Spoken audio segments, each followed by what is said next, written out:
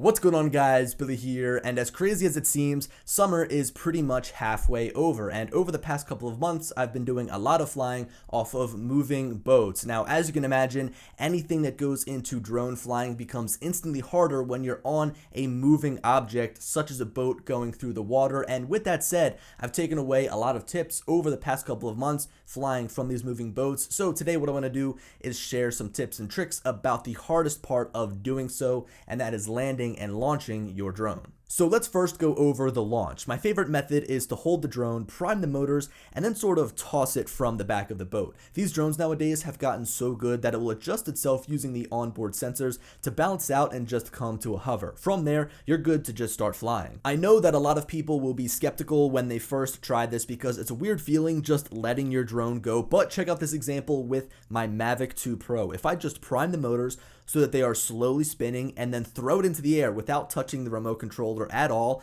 it comes to a hover right in front of me. With this method, I like to take the drone that I'm flying and I'll hold it in my dominant hand. So in this case, it's going to be my right hand, and then I'll take the remote controller in my non-dominant hand and balance it up against my chest. Now, what I'll do is prime the motors by pushing the sticks inwards and downwards, and from here, the motors will begin spinning, and then I will bring the remote to my hand and then basically let the drone go. And as I let it go, I slowly give it some throttle upwards so that it's flying upwards, it's increasing its altitude. And the reason I do this is just so that the drone doesn't go out and then begin to go downwards towards the water. Now, that is by far my favorite method for launching a drone off of a boat, but if you don't like to hand launch your drone, then you can just find some sort of raised object and then just take off and up. The boat will do the rest for you as the drone sits there and the boat moves forward and away. So that takeoff was pretty rough, and that's the last time I ever took off using that method. From there, I just launched from my hand. It just felt so much more natural, and on that specific boat, I just had a very low window of clearance, or a very small window of clearance. There was a seat sticking up from the bottom and the roof was pretty low, and that's actually a great example at how these drones are so good at finding their balance. Even if you bump into something, your drone will be able to reorient itself so that it just comes to a hover. So those are the two methods that I use for launching my drone. There is one more thing I want to say. You don't want to launch your drone from the front of the boat, and that should probably be like a common sense thing, but actually I've tried it before, and even the slightest wind will make the drone just want to take right off. So as soon as you prime the motors, the drone would begin spinning really fast, and sometimes it's kind of hard to control. And also, if the boat is moving, it just makes sense you want to throw it off the back, because if it doesn't go up fast enough, then your boat's going to hit the drone. So all in all, just make sure you take it off from the back. I'd recommend just hand launching it, but if you want to, you can just kind of take off and let the boat do the work for you. Now I want to get into my two different methods of hand landing, or I guess just landing the drone on a moving boat. Now I'm going to give you guys this method right off of the bat because it's the easiest, and that is launching from the boat as it moves, but timing it correctly so that when you are docking, you can land it when you aren't moving as fast. This makes it easy to do a few different things. So let's say your boat is docked, you're stationary, you can just bring the drone down and hand catch it if you don't have a lot of room. But if there is a good amount of room to just land on the boat, then you can do that if you don't feel comfortable hand catching it. Now,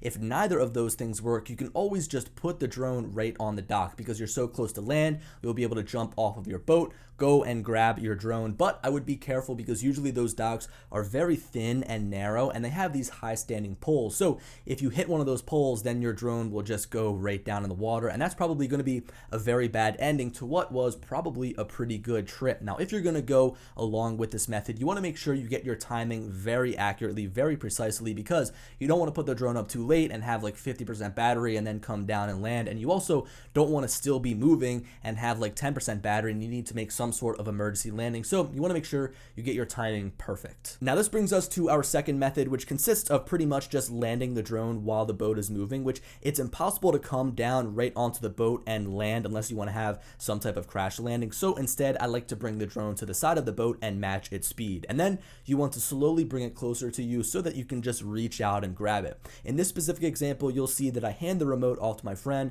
so that he can stop the motors using the CSC method, but you could just have another person catch it while you stop the motors. I mean, it just comes down to what you feel the most comfortable doing. Doing that type of landing is definitely made easy with the Phantom 4 Pro, or really any Phantom drone for that matter, just because it has the big landing gear on either side. So no matter which side of the boat you bring the drone up to, you can just reach out and grab it. And once you get a hold of one of these landing gear and you get like a solid grip on it, the drone's going nowhere. Now, if you're going to be using a Mavic, on the other hand, The sleek, slim design of this is pretty much what makes this drone awesome, but also it makes it pretty much impossible to catch while it's moving. I mean, you're just going to end up cutting yourself. I thought about maybe trying to grab it right here, but then it could throw the balance off. So usually I only fly my Phantom 4 Pro from a boat just because it's so easy to catch if I have to. Now I have thought of something to do with the Mavic 2 Pro, and I might try this out by attaching a small little tripod handle underneath, something you'd put on like a GoPro, because then as the drone is flying up next to you, you could simply just grab the handle right underneath, and that could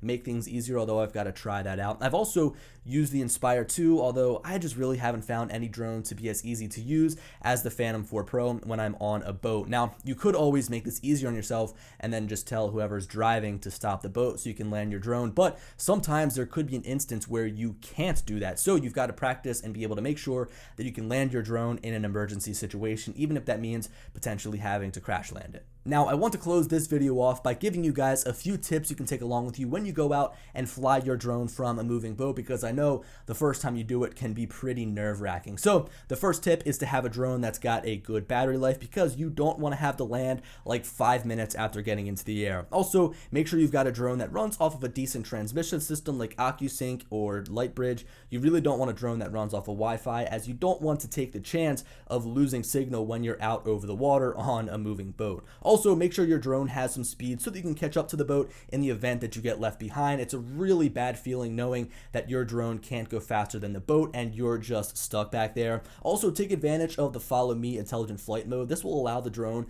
to follow the remote's GPS signal. So basically, the drone will just follow the boat at a steady pace without you needing to provide any input on the sticks. For my final tip, begin landing with 40% battery. You don't want to be scrambling to get the drone back and land when you're down to 20% and the remote starts yelling at you. Based on those tips, the 3 drones I'd recommend using if you're going to be flying off of a boat are the Phantom 4 Pro version 2.0, or really just any of the Phantom 4 drones. You could also go with the Inspire 2, or you could go with any of the Mavic drones except for the Mavic Air, because that runs off of Wi-Fi. But the original Mavic Pro, the Mavic Pro Platinum, or any of the Mavic 2 drones will give you a really good experience when you're flying from a boat. Anything else, I mean, you're going to be able to do it, but it's going to be just a little bit harder. So anyway, guys, I hope you enjoyed the video. If you have any other tips, tricks, methods, feel free to leave them down in the comment section below. Also, if you have any questions, feel free to leave those down in the comment section below. And as always, I'll talk to you later. Peace.